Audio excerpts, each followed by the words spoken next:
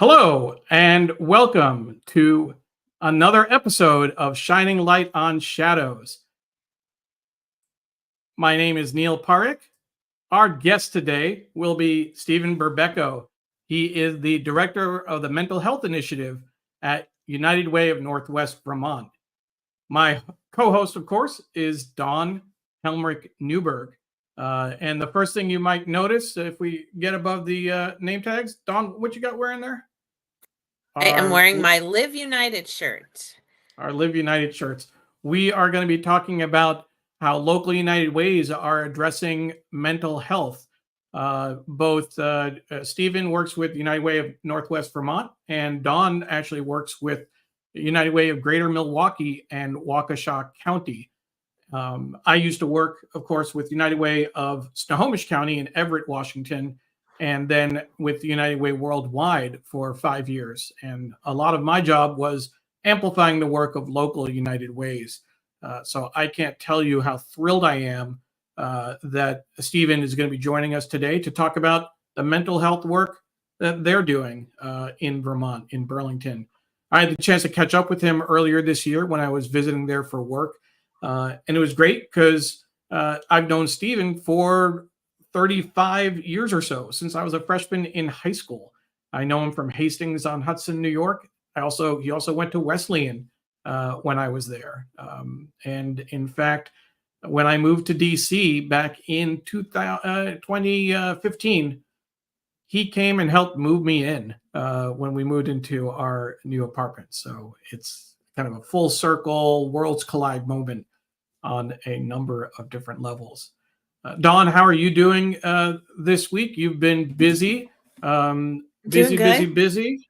I right? have been busy, very, very busy. Neil is holding up my brand new book, The Blue Flower Curtain, that just went into publication on September 20th. So I'm really super excited. Absolutely. And we're thrilled about the Blue Flower Curtain. You can buy it on Amazon. There's a great quote here from Tim B. And you actually don't know Tim B, right? I don't. That was, I mean, you have other reviews from folks you know, from friends and family, etc. But Tim B is an absolutely independent quote, which is great. Yep. So what's it been like to publish a book and get it out there? It's exciting, but it's also very nerve-wracking. I think my husband just said buy the book. I think when I first wrote it, I wrote it for me, and now I've gotten such good feedback on it that I really want to share it with other people. So even if it's not your cup of tea, if you know somebody that you think might take something away from a biography about someone's personal trauma and tragedy, please recommend it to them. I would really appreciate it. Absolutely. And I want to pull up, you mentioned that Jim said buy the book. We'll pull his quote up now. He wrote buy the book, and I dropped the link in for the book right after that. So people, please go to Amazon and find Dawn's book. I have my copy here, and I'll be, again, we want to be as honest as possible.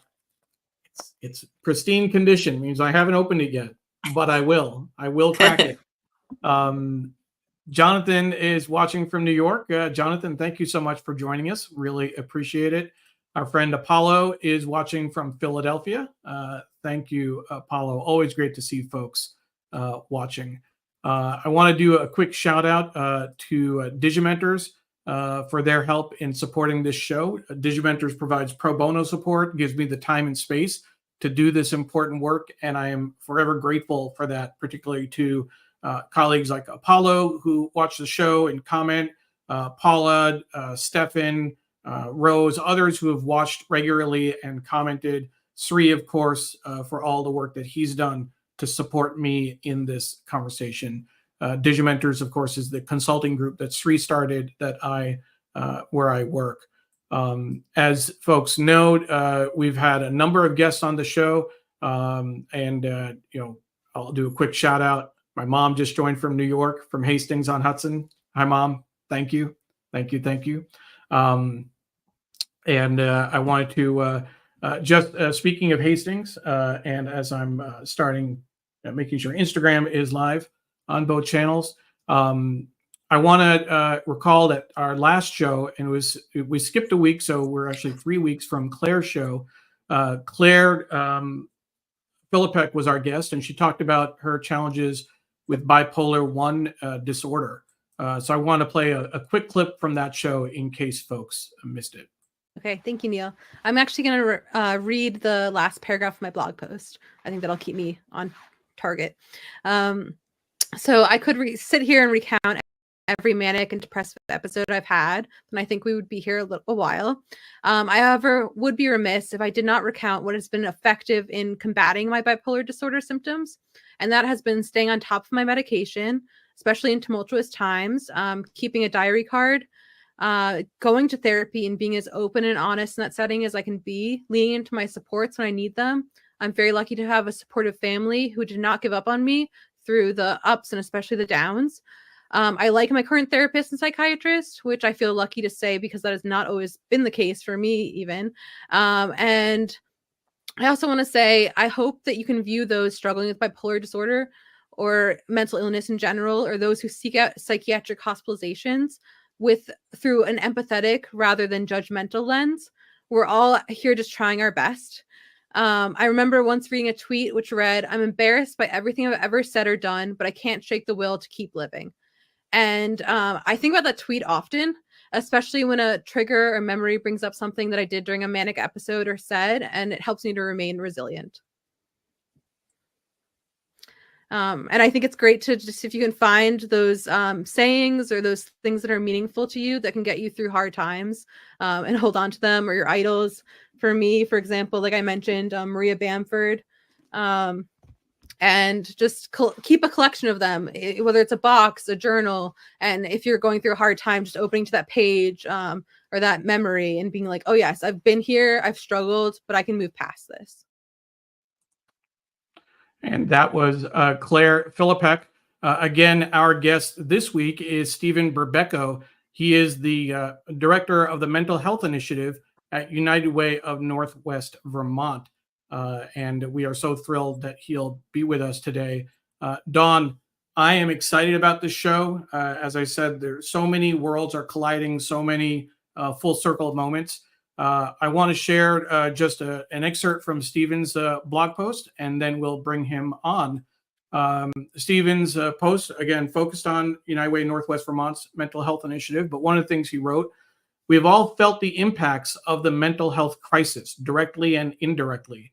Limited access to services, the devastation of suicide, greater challenges that youth now face coming out of the pandemic. Without further ado, we'll bring on Stephen Berbeco to tell us more. Stephen, welcome to the show. Thanks, Neil. It's great to be here. It's good to see you again. Wonderful to meet you, Dawn. Congratulations on your book. Thank you. Sounds like an important topic, and I look forward to ordering a copy.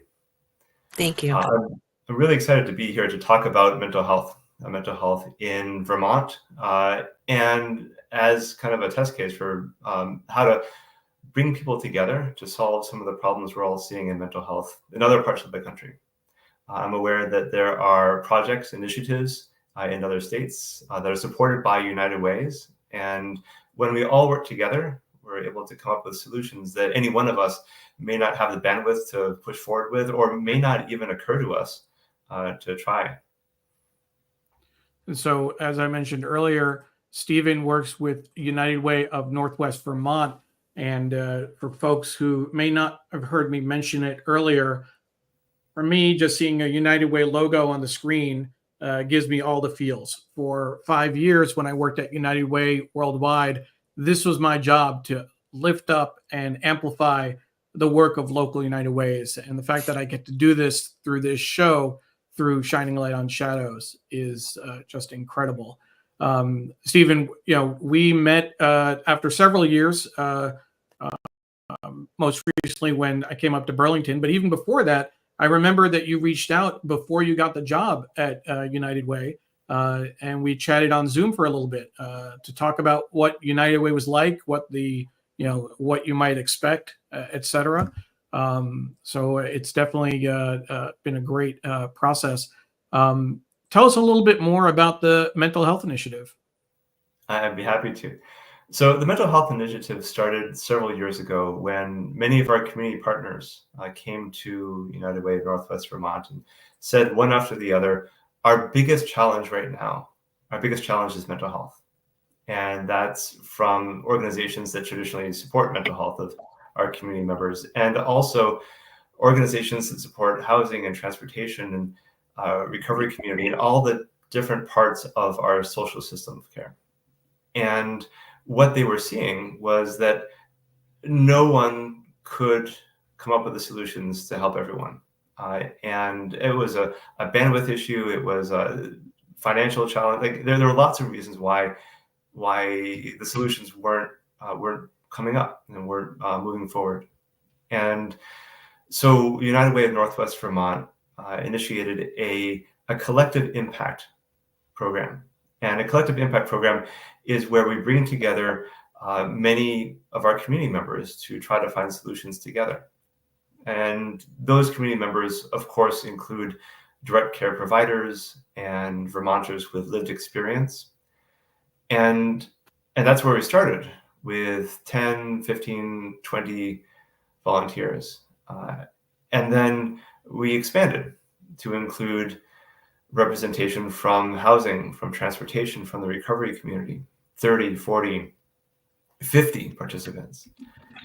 And then coming out of the pandemic, the mental health system of care in Vermont, and I'd wager to say across the country, is much wider than it was before the pandemic. And so now the mental health system of care in Vermont and many other places includes schools, K-12 schools, early childhood education, higher education in a way that it hadn't before. And so our participants come from K-12 schools as school leaders, early childhood education and higher education. And now when we talk about mental health in Vermont, we can't talk about mental health without talking about transportation, because it's one thing to have therapists who are available and accepting clients, which feels like a bit of a unicorn sometimes. But it's another to actually get to the therapist and meet in person. And for many Vermonters who live in rural communities, that's a barrier. And so now transportation is part of the mental health system of care. And many therapists in Vermont and those who are licensed to offer telework or telehealth in Vermont, they have expanded access for our community members, which is great. However, most Vermonters don't have access to broadband internet. And so now broadband internet becomes part of the mental health system of care. And it's like peeling back layers of the onion, right? It's an ever expanding group of people who care deeply about mental health because they see it is involved directly in their work. We have librarians, public librarians, because now many public librarians in Vermont are seeing that they're part of the mental health system of care in a way that they hadn't before. And of course we have moms and dads and grandmas and grandpas because we all have family members who are touched by it directly and indirectly. And so our collective impact program is more than 200 volunteers, more than 200 participants who self-selected into one of our 3 priority areas. The first is workforce development, making sure the right people are in the right place at the right time. And that's tough. I mean, it's tough for the access reasons, transportation, of broadband internet. And it's tough because the therapists that we have, most of them I'd say are booked up. I kind of wonder if what would help Vermont is maybe 200 mental health professionals could parachute in to the state and start providing services. which, I mean, even if we could do that, there would be nowhere for them to live. And so now housing is part of the mental health system of care in a way it wasn't before. Wow. Our second priority area is suicide prevention, because our numbers in Vermont have trended the wrong way for a long time, and the pandemic did not do us any favors. And honestly, I hate that part of this work is knowing what those numbers are across Vermont, and especially for youth. But Stephen, these aren't just numbers to you. You wrote in your blog post about having lost someone recently to suicide. My best friend. It was extremely painful. And the anniversary of his death is coming up next week, which is always challenging for me. And also gives me very, very strong motivation in this work. Thanks So for sorry. sharing that. Yeah, So thank sorry you for for your sharing loss. that. Definitely. It is something that is, very powerful. And I want to take a moment just to let folks know that next week we're going to have another episode. Usually we're on the second and fourth Thursdays of the month, but because we played with the schedule a little bit, we have back-to-back episodes, and our next episode will feature a guest, Cindy Shu. Cindy is a news anchor with WCBS in New York, and we're going to be talking about the episode Real Talk about suicide attempts and ideation.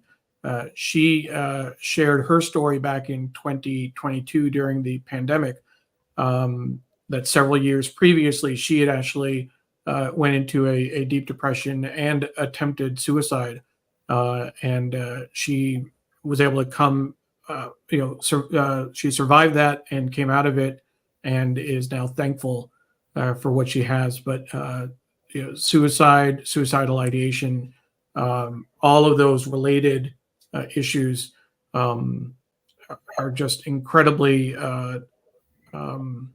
powerful and very difficult topics. So thank you so much, Stephen, for sharing your experience with that. And again, so sorry about your friend. Thank you. And Neil, if you don't mind, whenever I have a group of people together, and we have people together from across the country tonight, Yeah, I always try to make room in the conversation to talk about a resource that's available across the country for free. sure, of And it's a course. resource that a lot of people aren't aware of. It's called 988. Yes. And 988 is like 911. 911 brings you in touch with emergency services anywhere in the United States. And 988 now brings a caller in touch with a mental health professional anywhere in the United States by calling or texting 24/7. It was originally conceived as part of the National Suicide Prevention Hotline, and it certainly serves that purpose. But it's also available for anyone who is experiencing a mental health challenge or crisis, or is with someone who is experiencing that. And again, it's a free service. It's available all across the United States. The calls connect to local providers. So someone in Vermont dialing 988 will talk to a mental health professional in Vermont. And if for whatever reason someone wants to connect by texting, it's also a texting number. That's great. Thank you. I put the website on the screen, 988lifeline.org, 988lifeline.org. And I'm also showing the website right now. Dawn, I know you wanted to ask a question.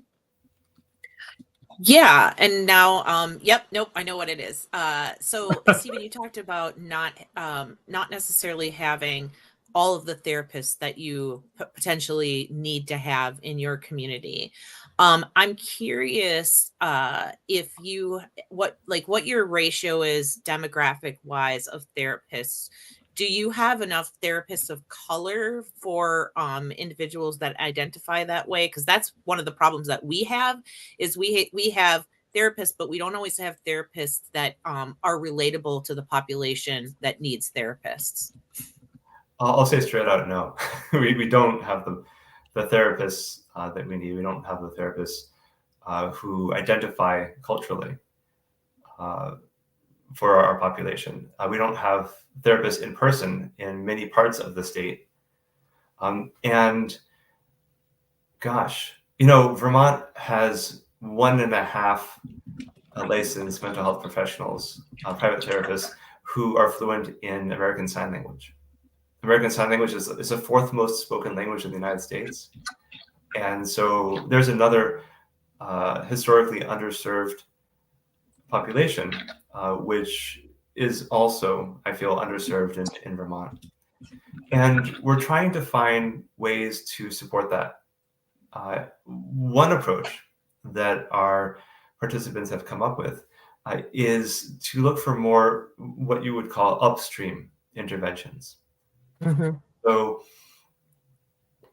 it would be great if emergency rooms had better and more resources. It would be great if we had more therapists. And also, it would be great if there were just more people around who could help each other in a way that was meaningful and also evidence-based.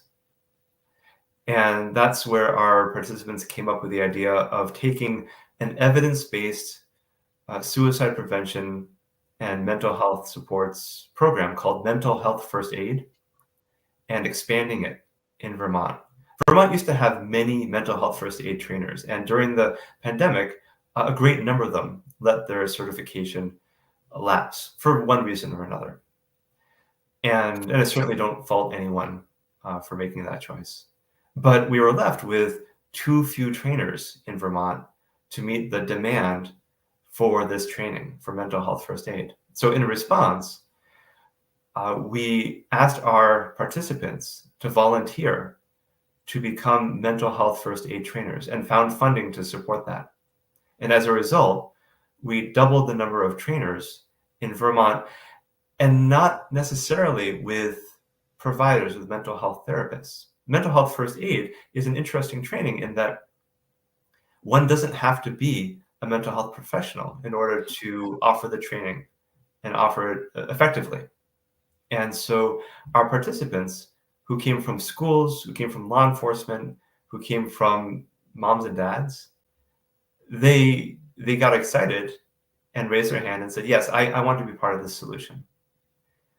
And we even had a physician join and say that he wanted to be part of the solution too.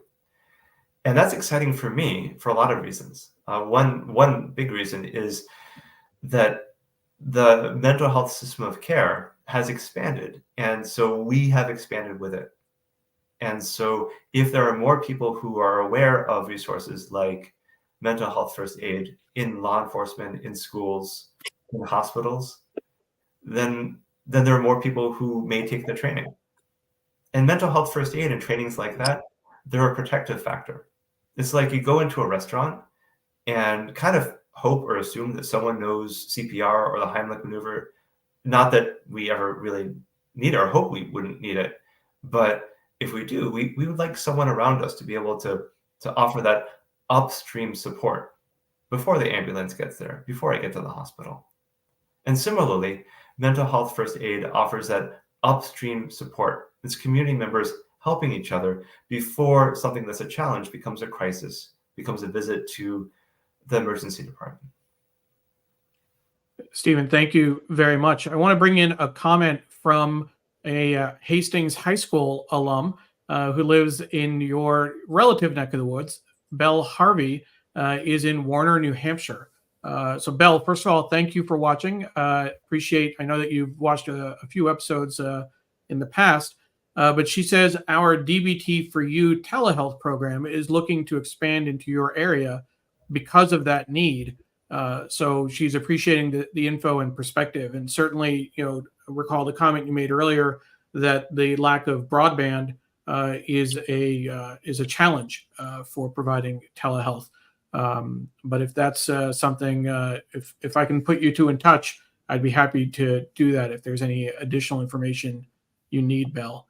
And my mom actually put in a comment as well. Appreciated the good work that you're doing around mental health, and you're also giving valuable resources such as 988 Lifeline. So thank you for that. And that's coming from a social worker who got her MSW from Columbia University back in 1970, some couple of years ago. No, I mean, she says it. She actually is open about it. She got her degree in May of 1973. I was born in June of 1973. So the joke is that, one person paid for the degree and two people actually got the learning because I was in her belly at the time.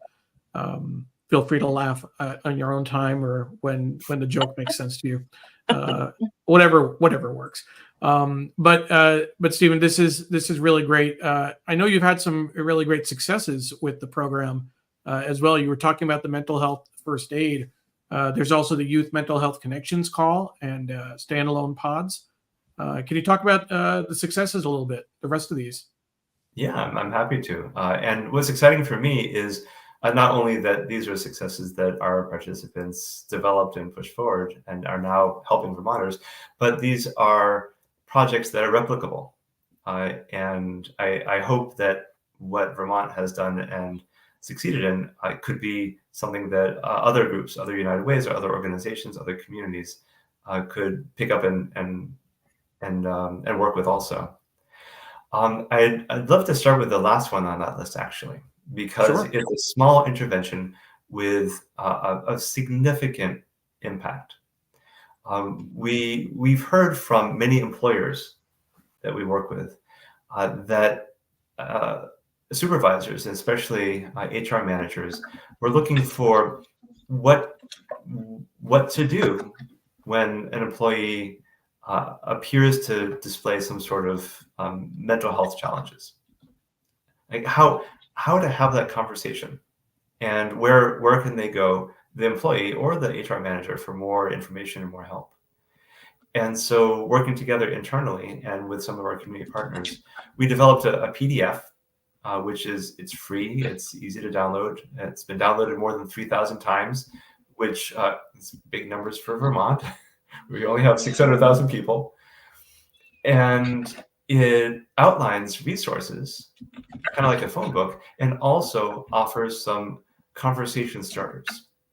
It doesn't turn HR managers into therapists. That's not what they're asking for, and I don't think that would be a great solution for our Vermonters. But what it does do is it helps people start a conversation that they might be frightened of, or might not even know kind of the words to use.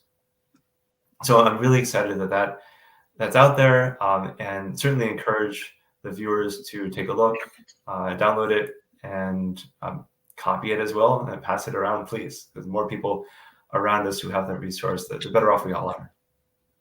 Great. It's great work that you're doing there. As part of what we want to talk about, we also want to share a little bit of the work that Dawn's United Way is doing, and want to clarify that this is Dawn works at United Way of Greater Milwaukee and Waukesha County, and I have had the pleasure of visiting her at the office. And again, I'm putting up the local United Way logo because it gives me great pride and joy to do that. But Dawn, just to clarify for folks, you don't run the mental health initiative there. I do not. You work in evaluation and data, right? I do. Yep, I do. But I can still speak. I can still speak to the to the project. Good. So that's Teen Mental Wellness, Empowering Minds is the initiative at United Way of Greater Milwaukee and Waukesha County. Talk to us a little bit about the work your United Way is doing. Sure. I think first I want to just revisit something that I've said before, but I think is really important because this work that's being done at United Way is extremely personal to me. Um, Back when my son was in a junior in high school, a sophomore, junior in high school, he experienced some pretty severe mental health challenges, and there just wasn't anything comprehensive in the school that he was in that was really there to help us navigate how to get through to get through a challenge like that. And every time I talk about this teen mental wellness, empowering minds, it makes me think about that time in my life where if even one of the things that I'm going to talk about was in place at the school that he was at, um, I would have had some kind of guidance. I would have had some kind of direction.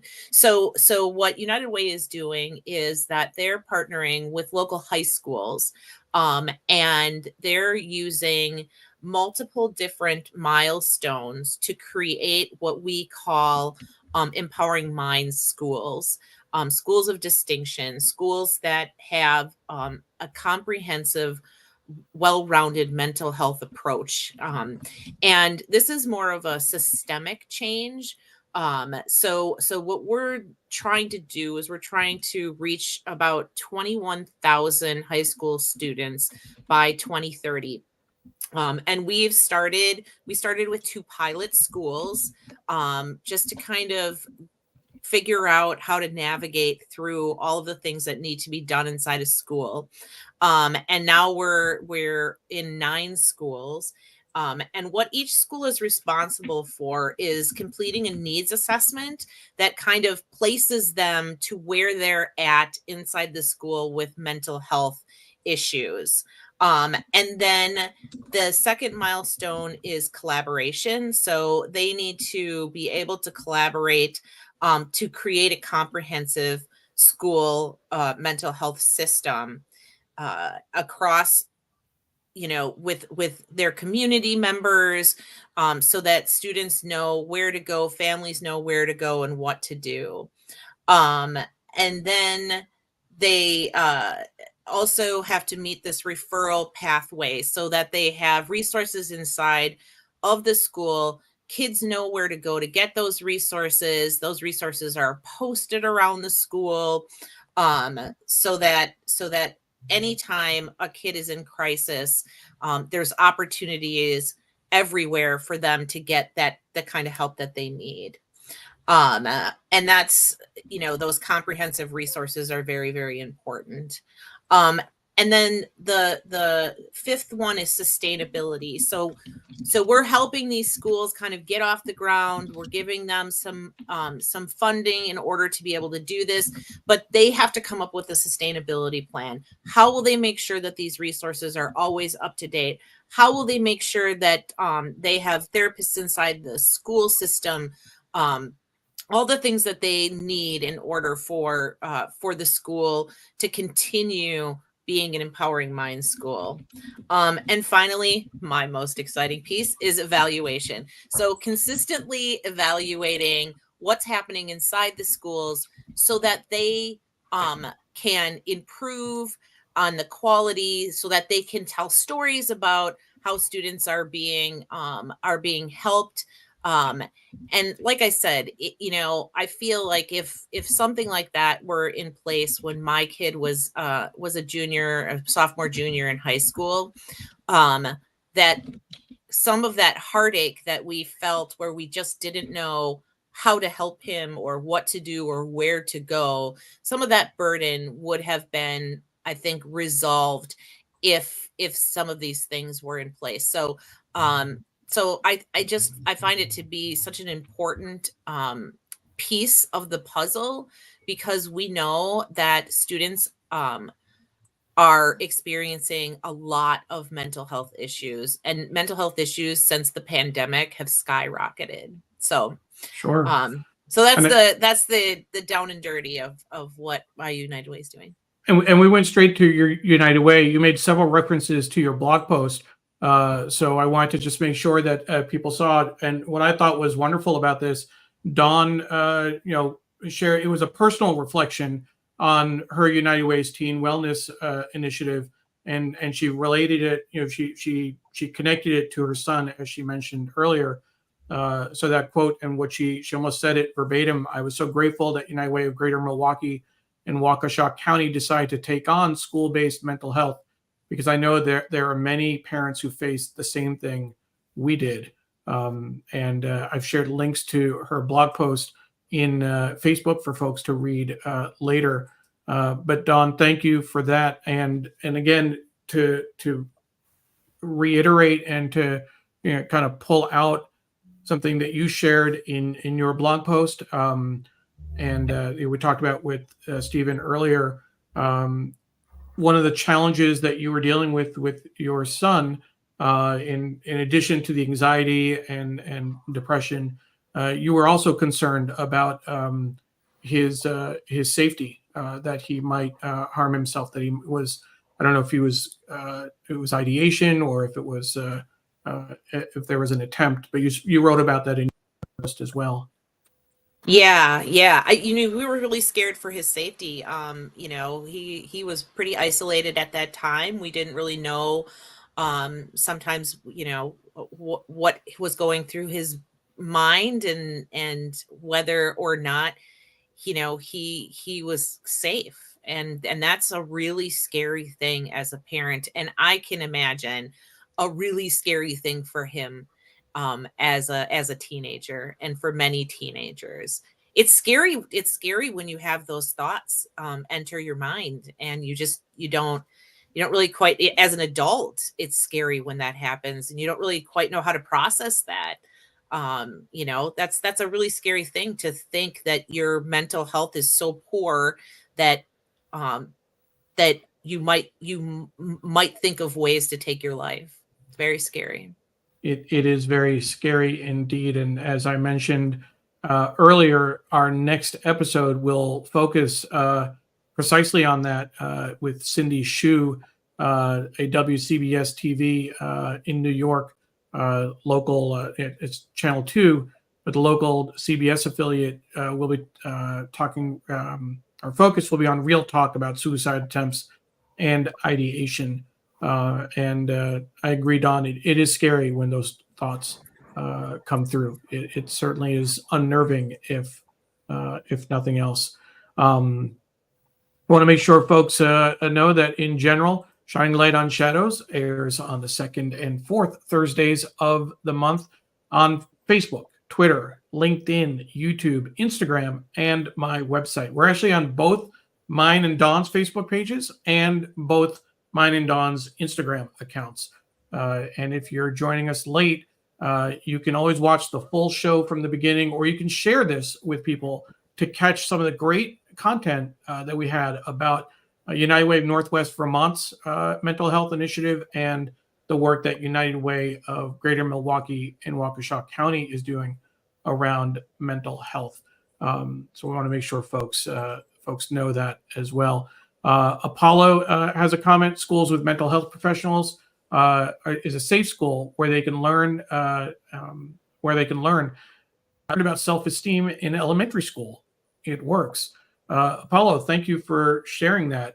I have to say, and I think that Dawn, Stephen, and I are all about the same vintage. We won't share actual numbers, although I shared my birth year earlier. I'm 51 years old. I certainly don't remember very significant mental health support or resources when I was in school. We had guidance counselors, and I used to go in and just hang out and chat.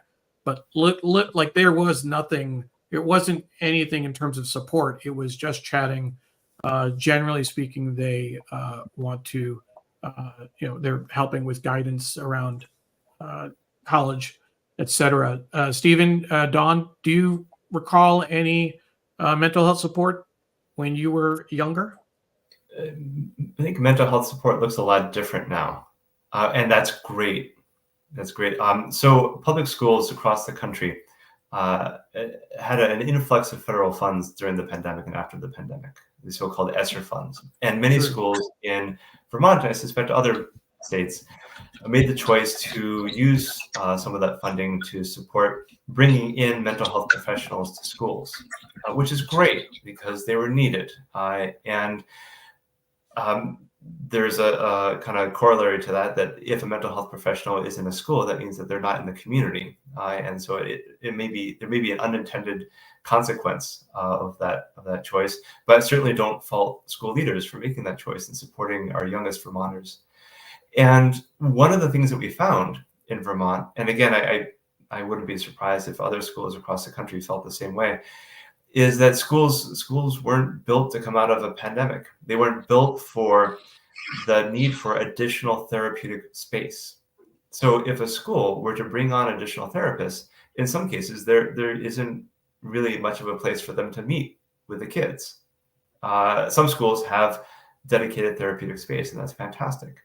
But many others, those important confidential private conversations end up happening in hallways, in orchestra rooms, I heard from one provider, in a broom closet, in whatever space is available. And it's great that the conversations are happening, but it becomes a barrier to effective therapy. And so one of the projects that our participants developed is to replicate this model of a so-called therapy pod. If you picture kind of like many people are familiar with a Mamava pod, like a lactation pod. It's a small space that is kind of custom built for a larger space. It's like a large closet that you can walk into with windows and ventilation and seating and privacy. And now in Vermont, we have 2 of these therapy pods.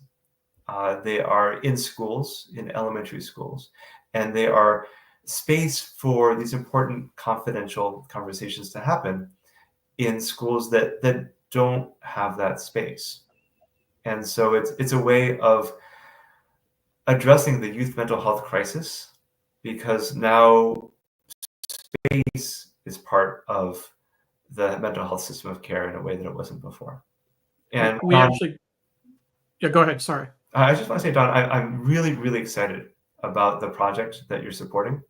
It sounds like it's really engaging schools in a way that is important, and I'm looking forward to it. I love that there's an evaluation aspect to it too, and I really look forward to learning from your work, and if we can, take some of that learning to Vermont. Yeah, absolutely. Absolutely. Yeah. I mean, Neil alluded to the fact that I'm the data person at my United Way. So I love stats and data and evaluation, and think it's just such a critical piece. And I really like that component of it as well. I was going to say, so Neil, you asked the question about back in my day, which I can say now because I'm 52 and I'm probably the oldest of all 3 of us. So back in my day, I remember in high school, we had one like classroom support group for us kids who had alcoholic parents. And that was that. And I thought that was pretty progressive at that time. But other than that, I love the idea of what Apollo said, where students learn what they feel and to name that. Because I think part of my generation struggles with saying the words, right? Mental health, mental illness, depression, anxiety, those things out loud, because we were never taught what those were. And if we were taught what they were, it was always stigmatized, like other people experience that. Those are the people, that are crazy, or those are the people that, you need to stay away from. So at least that's my experience growing up, that things like depression and anxiety were just never named. So I really like that idea of helping. Now my kids talk open and freely about mental health. My son is very open about his mental health and says that that's really super important to him, to hear other people talk about their mental health. It helps him to not feel alone. with with his diagnosis. So And that's a credit to you, Dawn, for having been so open yourself and for creating that environment.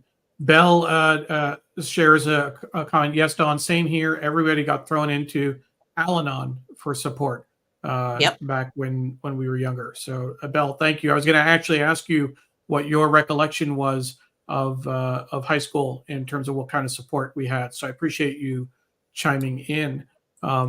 It certainly is, what you were saying in terms of we don't talk about it and we don't share those perspectives. I actually, what I say is before we started this show, I never used to use the words anxiety and depression in public, or even the fact that I saw a therapist. I was too embarrassed by it, frankly. I was too worried about the stigma. And that's really how I started the very first blog post. I suffer from anxiety and occasional depression. I don't want to feel embarrassed about anxiety. I don't want to feel embarrassed about depression. And those were, for me at least, very powerful words. We talk about how this show, it was an outgrowth to a certain extent from a show I did in 2023 with Candace Sanchez, Unspoken Conversations with Candace. I co-hosted the show with her. We interviewed and gave voice for male survivors of sexual abuse.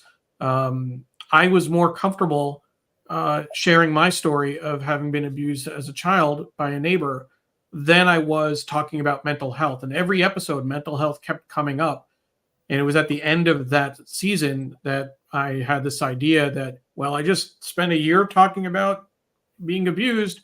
Maybe I'll do something what I thought was harder and talk about mental health. And I called Dawn, and I only was hoping she'd be a guest on the show. I didn't expect her to be my co-host and co-produce it, but I'm so thankful that she did and that she joined me on this journey.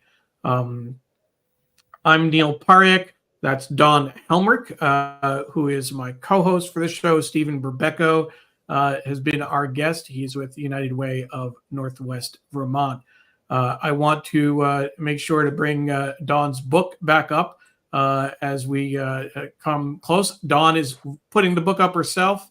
I've got my copy. Stephen, we're going to have to get you a copy as well. This is The Blue Flower Curtain. Want to remind folks of this great review that she got on Amazon from someone she doesn't know, Tim B. Dawn does an amazing job sharing the personal story of her sexual assault. She does not sugarcoat the issues that plagued her following the rape and horrific experience of having to relive it at 3 separate trials. She shares how she battles mental health issues, many forms of heartbreak, and perseveres by helping other survivors. It is difficult to read at some points, but worth reading until the end. And Dawn, there's a lot of talk about mental health in your book as well, correct? A lot. Yes. There's a lot of talk about mental health. I mean, for me, those two things really went hand in hand. After I was raped, I suffered strong bouts of PTSD, depression, and anxiety. And so it's really woven into the book pretty heavily.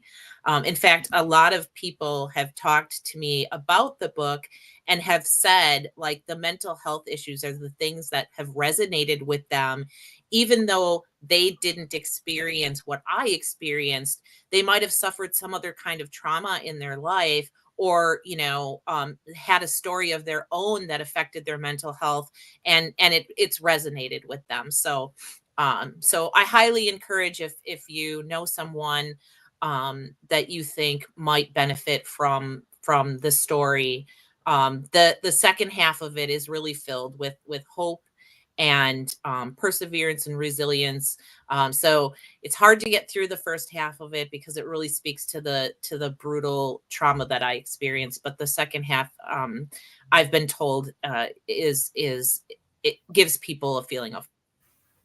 Absolutely. I want to bring in a couple of comments that came in some earlier in the show. Kate Easton said, always looking forward to the show and also highly recommend the Blue Flower Curtain. So thank you for that, Kate. And then we also had another comment about the book. Let me see if I can find. Jim, of course, said buy the book. So that's really you got to buy it if you haven't already. But more importantly, and I think this is the biggest review, Brittany Helmrich, Dawn's daughter, says the book is awesome. So I think that's always great when your children read the book and support it. So well done. She read it. She actually read it on the plane as she was flying to Montana, and at the when she was at her layover, she texted me and said how amazing she thought it was, which just made my heart swell. You know, when your kid says that, that's pretty cool. So sure. And I did put the link in Facebook so folks can get the book, The Blue Flower Curtain, from Amazon. We want to share a couple of stats like we always do as we approach the end of the show. Stephen, what we're going to do, we're going to take you off screen for just a moment so you can take a quick break, gather your thoughts, and then we'll bring you back so you can share kind of a final thought about your work at United Way of Northwest Vermont and the Mental Health Initiative. Think of it as a quick 2-minute summary for folks who may have joined us late or who might catch it later. We'll share just that clip on social media. So we'll give Stephen a quick break. Dawn, as always, it's such a pleasure to do this show with you, such a pleasure to have this community that we've built up. But as we do every show, we want to share some stats from NAMI in particular. 1 in 5 adults have suffered from mental illness at some point in time. 1 in 5 adults. And we want to share this resource, the NAMI helpline, 1-800-950-6264. 1-800-950-6264. You can also visit their website, NAMI.org. We've talked about the National Alliance on Mental Illness on the last few shows. Both Claire and Rochelle, Claire Philippek, Dr. Rochelle Kritzer, Rochelle is Claire's mom, have used NAMI and participated in their groups. You actually used NAMI as well, right? I sure did. Yep. So we certainly want to encourage people to look into that if need be. We also have these stats from Mental Health America, where they look at it as 18% of adults have a mental health condition. But more importantly, and to some of what we discussed earlier, 9.6 million experience suicidal ideation, which is something that we'll be talking about next show. And they also have the 988lifeline.org. I wonder if they're the ones that are behind 988 Lifeline. I didn't actually realize that if they sponsor it. But we did talk about a 988 Lifeline earlier, and clear this out of the way. But to make this a little bigger, if you need to talk, the 988 Lifeline is here. At the 988 Suicide and Crisis Lifeline, we understand that life's challenges can sometimes be difficult, whether you're facing mental health struggles, emotional distress, alcohol or drug use concerns, or just need someone to talk to. Our caring counselors are here for you. You are not alone. And Stephen in particular shared that earlier, and their website is 988lifeline.org. So we certainly want to encourage people, if you are having thoughts of hurting yourself, whether it's a fleeting thought, whether it's a persistent thought and you're ruminating on it, or if it's something where you are starting to think about making a plan, or if you are thinking through what you might do, wherever you are on that spectrum, please reach out for support to any of these hotlines. I'll say, even if it's just to reach out to phone a friend, they may not have the skills, they may not be trained to specifically support you, but I would hope that at the very least, they would be an empathetic ear, and they would at least encourage you to call professionals for help. We certainly want people to get the help they need if they're considering hurting themselves. Dawn, we're gonna bring back Stephen for his closing thoughts, and then we'll wrap up the show. As we do, we try and keep the show to an hour, so we are keeping to that as much as possible. Stephen, welcome back. Hopefully you had a little bit of a break, a little bit of a chance to gather your thoughts. For folks who may have joined us late, for folks who may only see this clip, give us the 30,000 foot view of United Way of Northwest Vermont's mental health initiative. Neil, thank you again, Don. Thank you so much for inviting me to come on. And Neil, it's wonderful to see you again after so many years, so many times over so many years. And I'm honored and flattered to be here, but maybe I'm not the best guest. Maybe the best guest is actually 200 and more guests.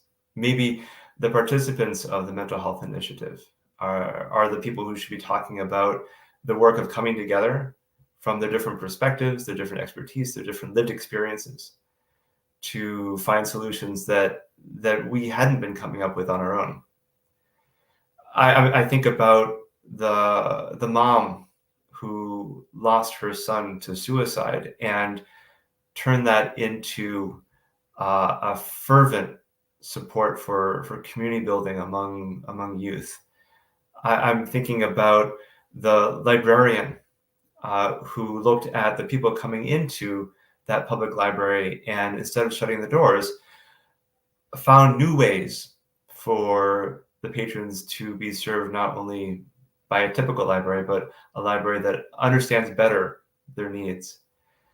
And I think about the moms and dads who have suffered their own losses or see the challenges in the youth in their lives, and they're taking the step to work with other people and say, hey, we're all better off if we support each other, if we look out for each other, if we work together. I think that's the real lesson from the last 3 years of the mental health initiative. That's what I've taken away from it.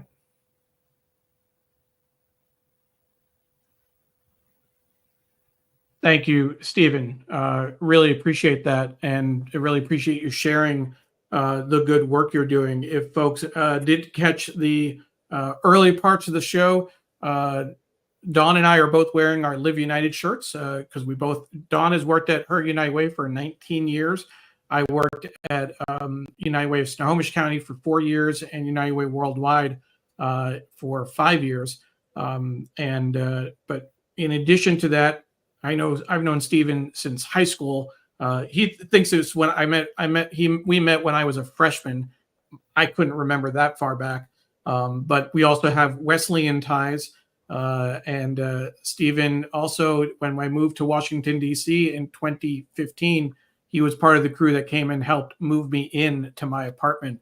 And most recently, I met him.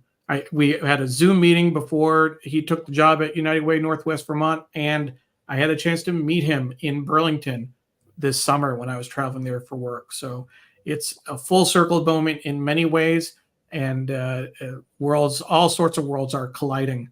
So again, Stephen, thank you so much for joining us. It's been an absolute pleasure. It's great to see kind of what you might learn from United Way of Greater Milwaukee and Waukesha County, where you might and vice versa, and what Dawn's United Way might learn.